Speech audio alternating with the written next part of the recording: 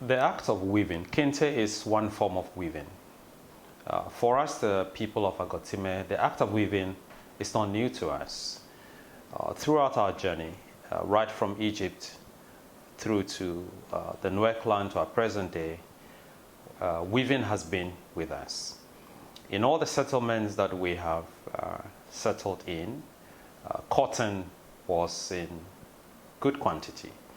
And so the act of weaving which we picked from Egypt, we had the opportunity along the journey of our forebears to continue with the trade of weaving, mainly at the time for purposes of cover cloth and also for purposes of hunting. Every hunter at the time will need to have a sack with him for purposes of hunting. So Kente weaving didn't start in its present form. It started in a very crude form where in the beginning we just did little ones for sacks for hunting and also as cover cloths. When we arrived in Ghana, the act of Kente also didn't leave us. So everywhere we had journeyed and traveled through, we were actually practicing the act of Kente weaving. When our forebears were making the decision to settle in our present location, which we call Apegame, one of the key considerations was a settlement where water was available, not only for purposes of drinking, but also for purposes of irrigation to grow cotton. If you backtrack a little, you realize that when we first settled in the Nuer clan, we settled between the confluence of the Blue and the White Nile. That again evidenced the fact that our forefathers always settled in communities where there was water, where they could grow cotton. Cotton is an important part of the act of weaving. Yarn is always required for weaving. And so when we settled in Apegame, then we settled by the river Tsoje. This allowed our forebears to grow cotton. So whilst we were in Agotime, or whilst we were in Apegame, and we grew cotton, we began to practice again the act of weaving. Let me share with the rest of the world that Kente or weaving is always an integral part of us. Weaving, which in present form today we call Kente, didn't start at Kente. It started in Ewe called Agbamevo. Agbamevo simply means a cloth that is woven in the loom.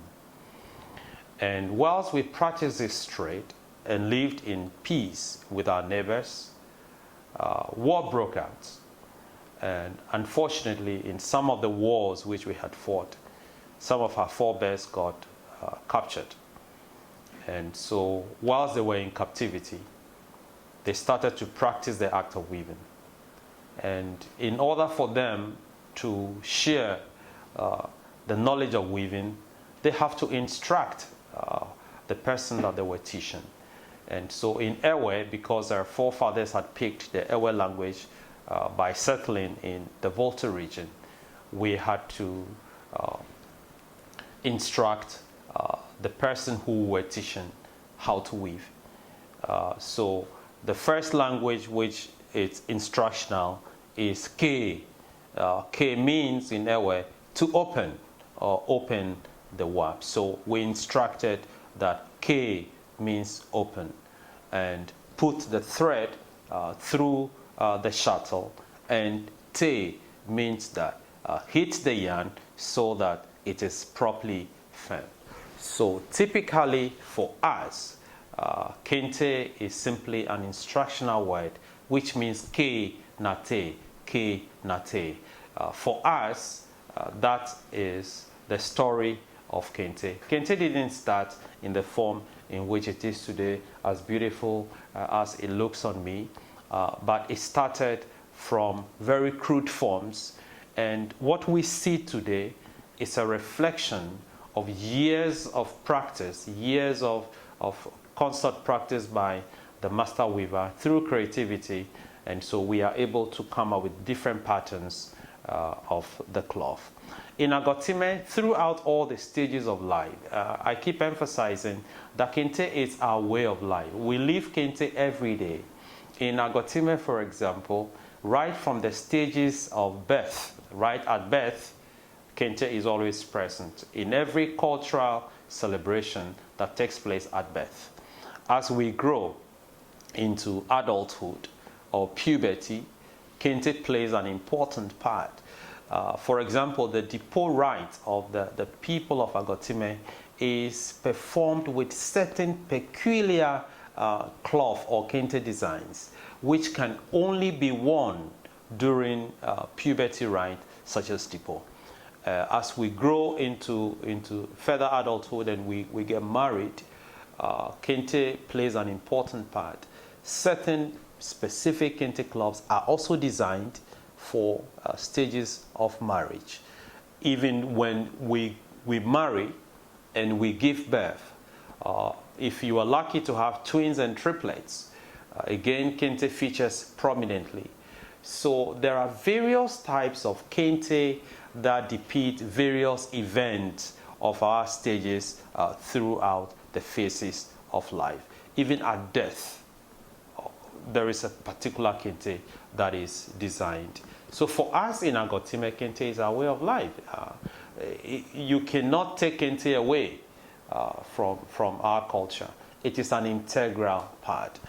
One thing also which is important to know is that if you watch ancient civilization throughout Egypt and the Sahelian regions, the master weavers have the ability to put insignias, symbols in Kente, just like drawings. So for us in Agotime as weavers, we are able to weave certain patterns, certain designs or proverbs into our fabric. For example, if you have a wall gecko designed into a Kente cloth, it has a meaning.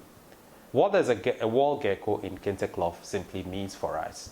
It is telling us that even walls have ears, and that in every silent conversation that you have, there is someone who is eavesdropping.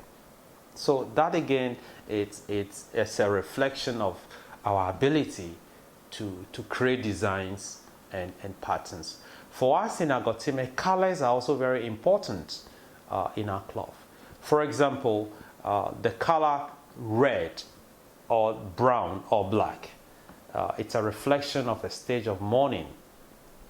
And so when you have a Kente cloth that is designed and it's red, it's black, it depicts that there is trouble. And if you have a Kente cloth that is green, it's a reflection of youthfulness. So we are able to do so much with the Kente cloth simply because it's our way of life.